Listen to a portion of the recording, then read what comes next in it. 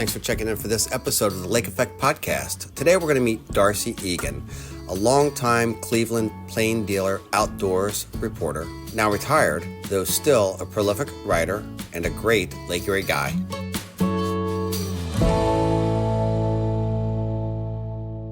Hey, D'Arcy, thanks for stopping by today. Oh, it's always fun sitting and chatting, especially up in probably the best place in Ohio to live. You live here, I live here. We're up on Marblehead Peninsula, but more importantly, we're on Lake Erie, which is just a magnificent resource for the state of Ohio and for the country.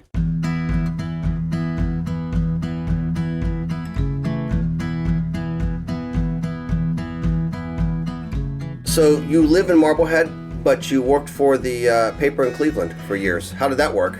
Well, especially with what I do, because you can do it anywhere. You can write anywhere in the days of computers and laptops and digital cameras and things like that.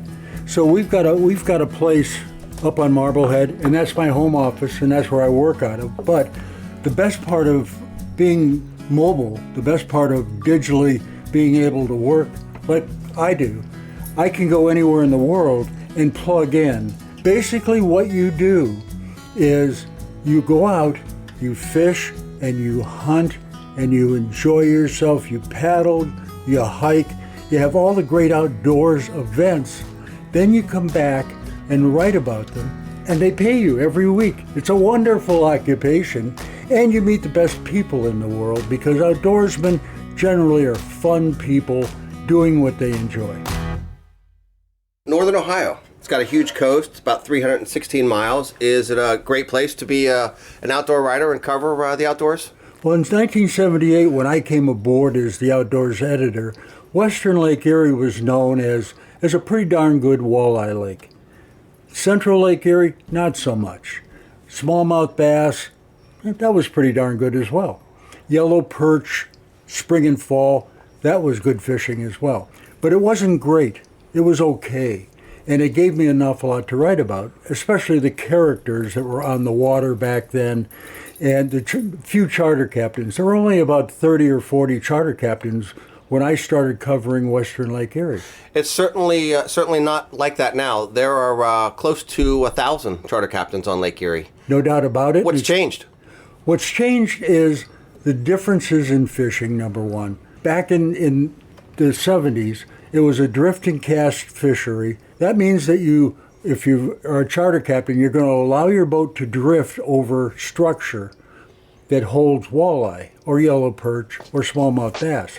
So you're going to drift. You're going to cast a lure, count it down foot by foot until where your sonar unit is showing schools of fish, and then you start a retrieve. And the Erie Dairy was the famous lure back then. Oh yes, there's a big Erie Dairy statue in downtown Port Clinton.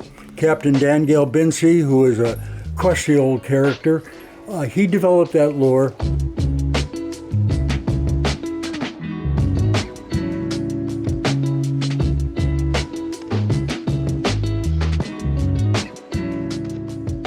So in the old days, back when you got started, somebody fishing on Lake Erie in general held a rod in their hand. Yes, they were casting, retrieving, feeling the bite, setting the hook, and that was the real draw for me because that was actual fishing. That was like smallmouth bass fishing. You can't, in bass tournaments, you're not allowed to troll, but charter captains on Lake Erie discovered that trolling was a much more efficient way to get a limit of fish for the 6 people on their boat that day. Trolling is when you're going to put the lures out a certain distance away from the boat, and you're going to motor along at a very slow speed, 1 knot to maybe 2 or 3 knots, and those lures that are trailing behind the boat are going to cover a lot of water, and you can control the depth that they'll run. That sounds kind of scientific. Now, to make it really work, is that you've got, when we had the zebra mussel come into Lake Erie, water cleared up. There are filter feeders, and that dingy water that we used to fish out Western Lake Erie cleared up substantially. Now that gave the walleye an advantage in avoiding fishermen because their vision is exceptional, especially at night. They're night feeders. Right. So you've got these fish that could actually see the boats around them, and they would avoid them. So now what you had developing was salmon tackle called planer boards, which took the lines away from the boat. Planer boards, is that what I see out on the lake? They're usually on either side of the boat and they've got a flag on them? Bingo. And because they've got flags on them, the captain can see them, and he can see what the lines are doing. Have the demographics changed of who is out on the lake fishing now? Back when you got started, was it mostly guys? Well, you know, my wife, back in the late 70s, early 80s, was a fishing guide. Her mom and dad owned, Bob and Jenny Brown owned Channel Grove Marina, and she got herself a 26-foot wooden boat, and boom, out on Lake Erie, and she worked her way through college as a Lake Erie fishing guide. Is she a better angler than you? Oh, of course. Our wives are always better anglers than we are. But she is an excellent angler. But we had Claudie Blaha and a few other of the female charter captains. And mostly they were involved with a marina, like my wife with Channel Grove Marina, and Bloody Claha began at Channel Grove Marina. Okay. And today there are probably a dozen female charter captains among the 900 to 1,000 charter captains we have on the lake. And women are generally better fishermen than men because they are more sensitive and they are more willing to learn new and different techniques. They're not going to rely on something their grandfather taught them 25 years ago.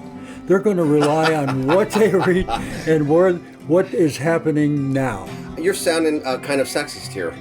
Oh, I got to be, because I've got 4 daughters, and they're all good fishermen. And I've got one daughter who can throw more fly line on the West Coast than I can. She lives in Portland, but travels to Alaska regularly to fish salmon and trout.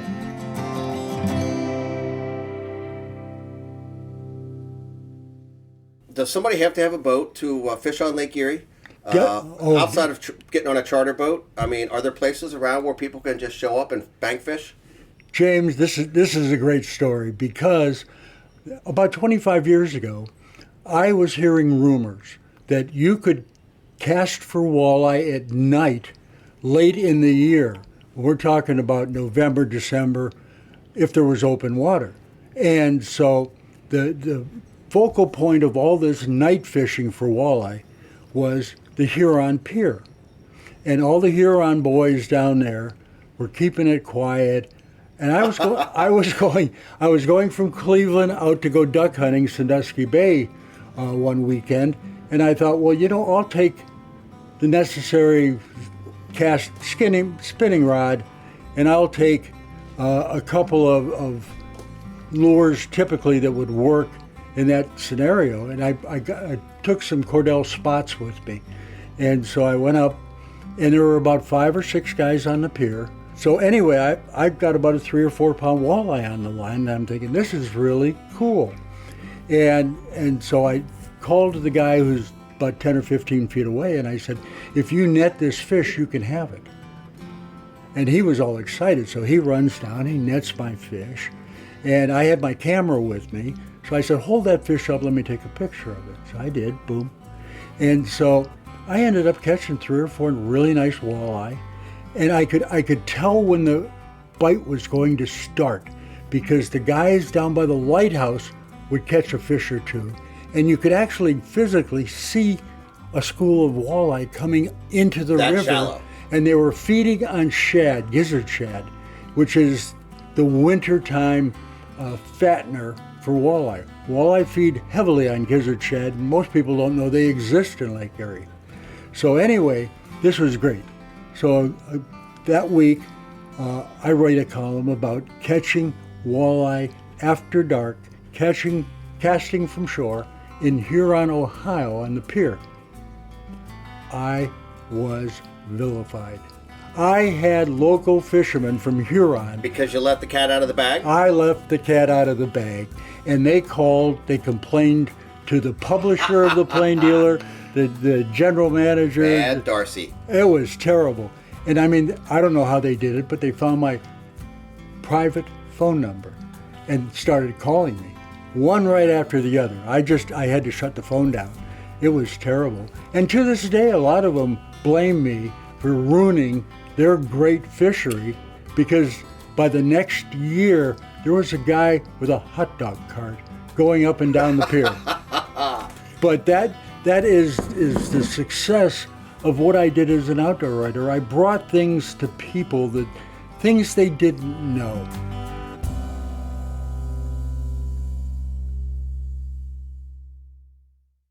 D'Arcy, over the course of your time on Lake Erie, what would you say is the worst thing that's happened to Lake Erie? Is there one particular event or one particular topic that you consider the most detrimental to Lake Erie? Oh, there's no doubt about that. What is that? I grew up, we moved from Calgary, Alberta in Western Canada when I was about 9 years old, and I was the only fisherman in the family. My father never caught a fish in his life, but I had this drive to go fishing, and I wanted to, and I eventually did learn to shoot shotguns and rifles and hunt and all those other outdoor sports, because those to me were really, really attractive. But I grew up on the Cuyahoga River, and I can tell you how desperately bad the Cuyahoga River was. It was a cesspool. Now, saying that, what was happening on the Maumee River watershed was that we were seeing cattle farms, we were seeing livestock farms, we were seeing turkey and pig and cattle and all these farms, egg farms and things like this. And as they grew, the phosphorus that was going into the Maumee River watershed began to propagate algae. That phosphorus builds algae. And over the years, the state of Ohio, the Ohio Farm Bureau, certainly did not have the restrictions needed to stop the massive flow of phosphorus into Lake Erie. And it's still happening today. And even it gets larger each and every year because there are more cattle farms. The Farm Bureau will not restrict cattle farms. So what do we have on western Lake Erie? We have an algal bloom that is huge. We need to restrict cattle farms. There's no doubt in my mind at all. They were blaming it on sewage treatment plants, and yeah, they were a part of the problem, but a very small part of the problem. Cattle farms, cattle farms, cattle farms. Thank you so much for stopping by today, D'Arcy. It's good to see you again. It's always good to join you, James. Thank you so much. Thanks for joining me today for this episode of the Lake Effect Podcast. I'm your host and producer, James Proffitt. Executive producer is Chris Pfeiffer. If you have questions or want to learn more about Lake Effect, visit wgte.org/Lake Effect. Until then, I'll see you somewhere around the lake.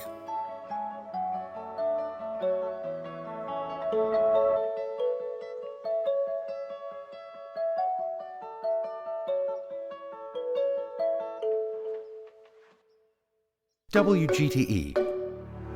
Voices around us. WGTE is supported in part by the American Rescue Plan Act funds allocated by the City of Toledo and the Lucas County Commissioners and administered by the Arts Commission.